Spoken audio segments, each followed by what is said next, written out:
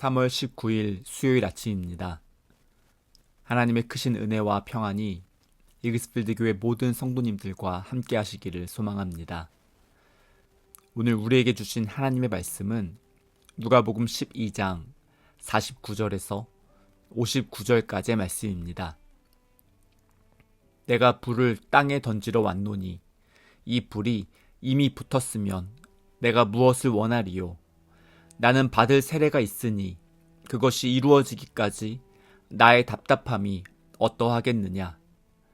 내가 세상에 화평을 주려고 온 줄로 아느냐? 내가 너희에게 이르노니 아니라 도리어 분쟁하게 하려 함이로라. 이후부터 한 집에 5사람이 있어 분쟁하되 셋이 둘과 둘이 셋과 하리니 아버지가 아들과 아들이 아버지와 어머니가 딸과 딸이 어머니와 시어머니가 며느리와 며느리가 시어머니와 분쟁하리라 하시니라. 또 무리에게 이르시되 너희가 구름이 서쪽에서 이는 것을 보면 곧 말하기를 소나기가 오리라 하나니 과연 그러하고 남풍이 부는 것을 보면 말하기를 심히 더우리라 하나니 과연 그러하니라. 외식하는 자여, 너희가 천지의 기상은 분간할 줄 알면서 어찌 이 시대는 분간하지 못하느냐?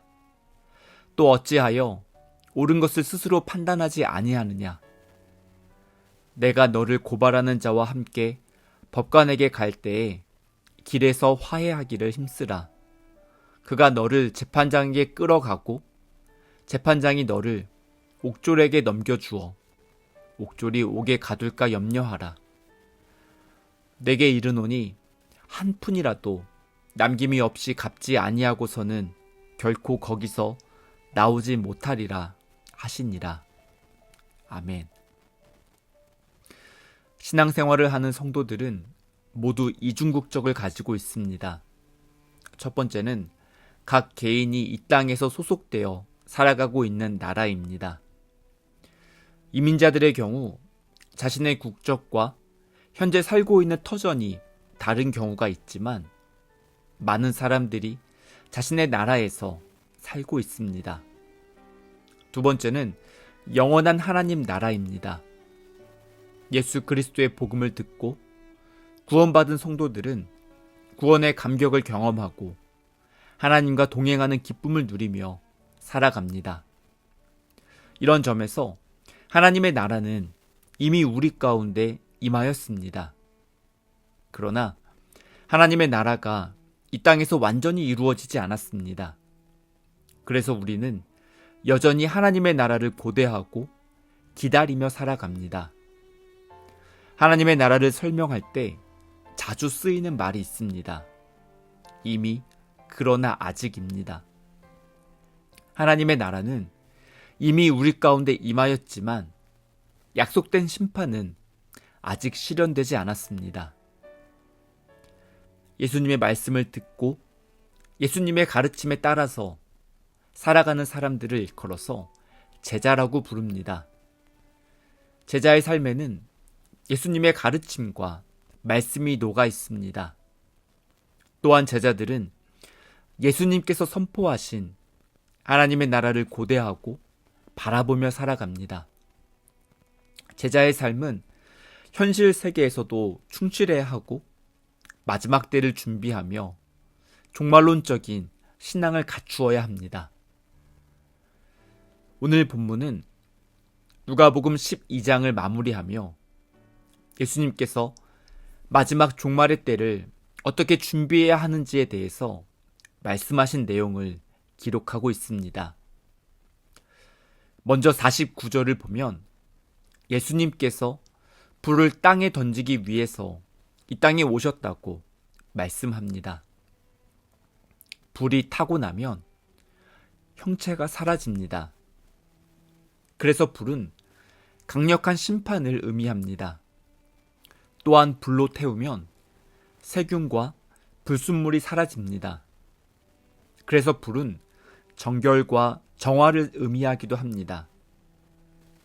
우리를 구원하기 위해서 이 땅에 오신 예수님께서는 우리의 모든 죄를 불태우시고 정결하게 회복시켜 주셨습니다.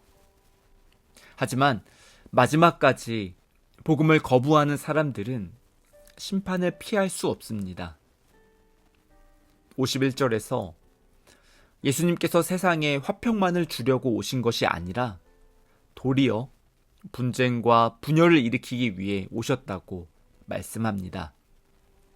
누가복음 2장 14절은 지극히 높은 곳에서는 하나님께 영광이요 땅에서는 하나님이 기뻐하시는 사람들 중에 평화로다 라고 말씀합니다.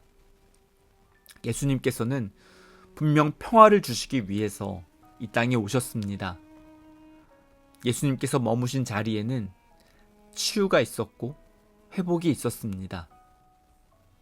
예수님께서 선포하신 복음과 하나님의 나라를 받아들이는 사람들은 평화를 누리게 되지만 마지막까지 복음을 거절하고 거부하는 사람들은 심판을 받게 됩니다.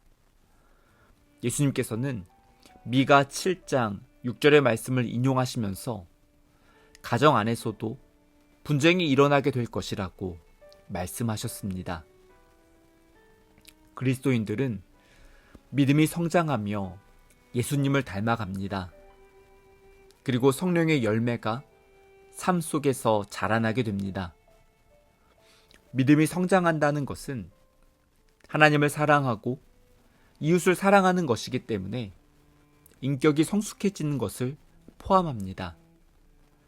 그래서 예수님을 믿는 가정 안에서는 서로를 더욱 이해하고 서로의 잘못을 용서해주고 서로 아끼면서 사랑을 실천해야 합니다.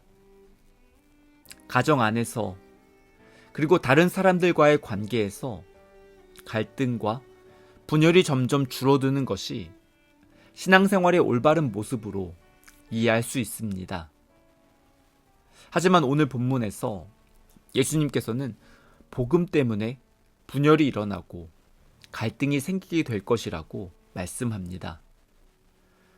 예수님을 믿고 복음을 받아들이는 사람과 거부하는 사람 사이에는 타협할 수 없는 부분이 있기 때문입니다.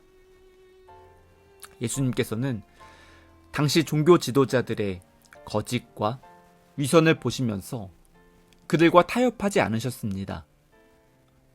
결국 예수님께서 십자가에 못 박히셨을 때 앞장섰던 사람들은 대제사장을 포함해서 당시 유대 사회에서 종교 지도자들이었습니다.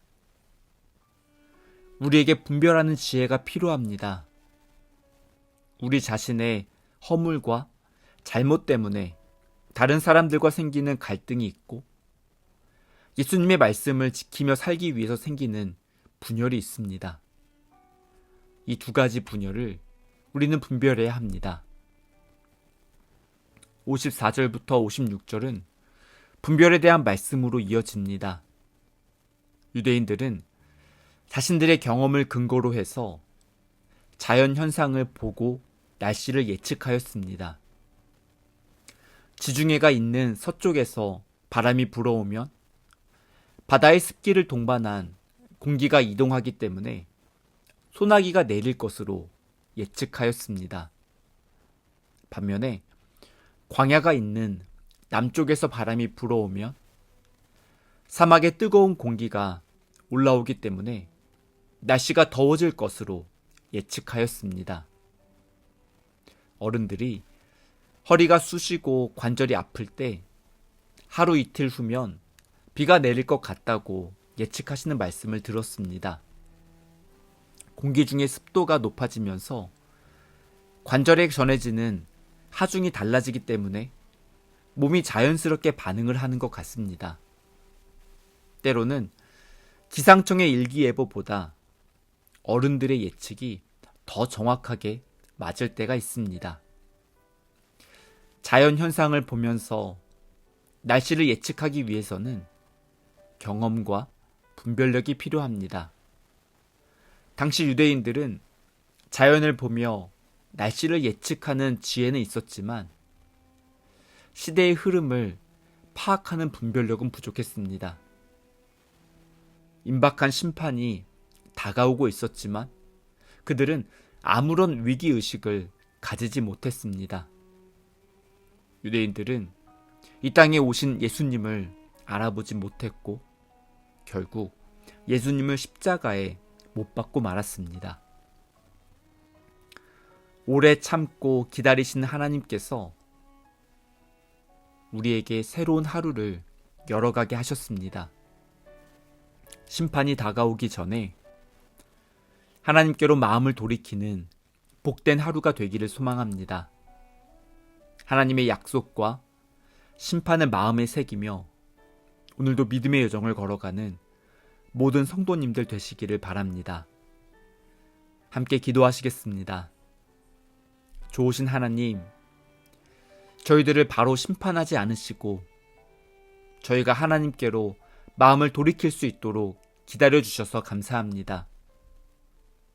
저희들이 이 땅에서 살아가며 눈에 보이는 세상이 마치 전부인 것처럼 이곳에 마음을 다 빼앗길 때가 있습니다. 저희들을 긍휼히 여겨주시고 하나님의 나라가 이미 이 땅 가운데 임하였다는 사실을 깨닫고 발견할 수 있도록 저희들의 영적인 눈을 열어 주시옵소서. 저희들의 마음을 정결하게 회복시켜 주셔서 하나님의 나라를 고대하며 하나님과 동행하는 기쁨을 누릴 수 있도록 은혜를 내려 주시옵소서. 시시각각 변화하는 세상 가운데서 저희들의 마음이 흔들리지 않고 영적인 분별력을 가지고 믿음으로 살아갈 수 있도록 인도하여 주시옵소서.